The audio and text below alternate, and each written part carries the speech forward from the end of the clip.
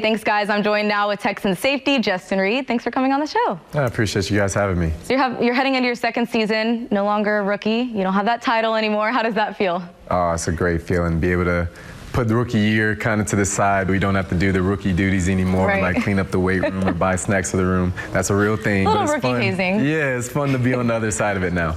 Okay, so tell me about your off-season. What's been going on? I know you had wrist surgery. You said you are feeling better. Do you think you're 100% quite yet, or? Not quite 100%. I had wrist surgery early January, so I'm not 100% yet, but I'm expected to be back by the time that the season comes around. I'm really confident in that. So rookie season, you balled out. It was an amazing rookie season. 3 interceptions, 70 solo tackles. You went 8 games without a missed tackle. How do you build on that? Everyone says it's so important between year 1 and year 2 to make a big jump. Right. How do you do that? Right, and that is typically the time when you do make your biggest jump.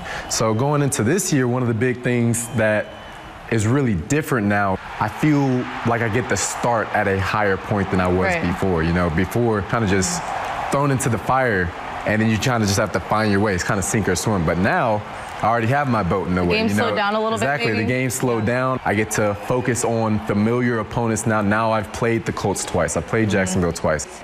There are a lot of new teammates, though. The defense looks different, especially mostly the secondary. Yeah, mostly the secondary. Tell me about those new guys. What does the room feel like now? You know, it's different than it was last year. We have Roby, we have T. Gipp, we have Jaleel, we have Body. This year, we get to have more of an identity, you know, which is really important for us. And you still have J-Joe holding it down. Still have J-Joe. J-Joe's man. He's the wise man of the group. He knows the scheme better than anybody, and he's been a really good guy. So a lot of the guys, and to Sean Gibson, one of them, and I know Coach O'Brien, we've heard it from him so many times about just how intelligent of a football player you are, how high your football IQ is. What does that mean when you hear people say that, and how important have you found it to have a high IQ in the NFL? The first thing that I wanted to do when I first got into the organization was I really wanted to learn the playbook so that way I would be a reliable source of information for my teammate. Anytime there's a question in the room, I wanted to be the guy who had the answers for it, so that way my teammates would rely on me. And that's what I felt like I was able to do for my teammates, and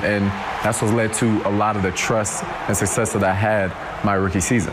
Where do you see this team going this season? What are the goals, especially for the defense, because I know that's the side you can control. Yeah. But do you think the sky's the limit for this team? I truly believe that the sky is the limit for us. I mean, we have all the right pieces there in the secondary, on the defensive line, linebackers. We have one of the best quarterbacks in the league, the best wide receiver. He didn't drop a ball last season, not one. Yeah. You know, so we just have to come together, have all the pieces fit right, and then just see where it goes from there. What about the rest of the division? I'm gonna challenge you here. I want you to kind of tell me how you think this division plays out. Obviously, this is just for fun. We have no idea now, but this division just keeps getting tougher and tougher.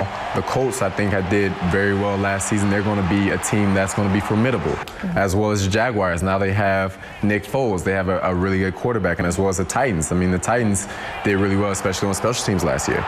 So for us, it's just finding those matchup problems and then being prepared each week to attack them and be ready for what they throw at us. So we talked about your high football IQ, but obviously you went to Stanford, high IQ regardless. You're a very intelligent person. I appreciate that. Very intelligent person. Tell me what you like to do off the field and what you kind of did this summer when you went back to school. You know, when I first came in the offseason, I was really into numbers. So I talked to my financial advisor all the time. I wanted to learn more about investing, stocks, bonds.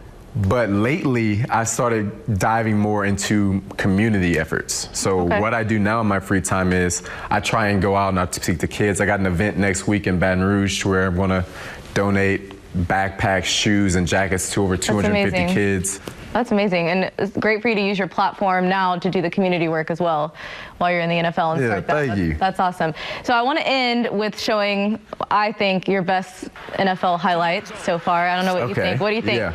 Over in Washington, this 101-yard pick for the touchdown. You know, that was the first one of my career. So what's going through your head right now in this moment? Okay, so when we first lined up, I see the formation there in the tray.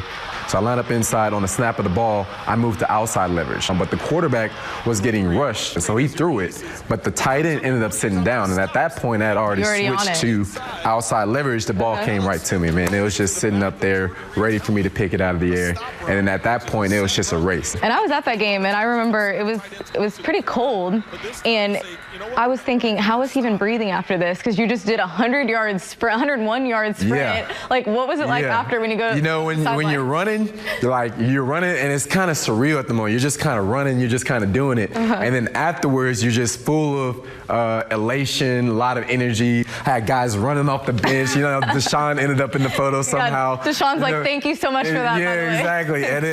And then afterwards, that's when the exhaustion hits you. I mean, you'll see me next in the next like 30 seconds after that clip. I'm on the sideline with the air mask on, like trying to get my air back. Well, that was awesome. Your whole rookie season was awesome, and I know all of Houston can't wait to see what you're going to do next year. So thank you for coming on. I really appreciate it. I appreciate you. Thank you. I'm excited about it.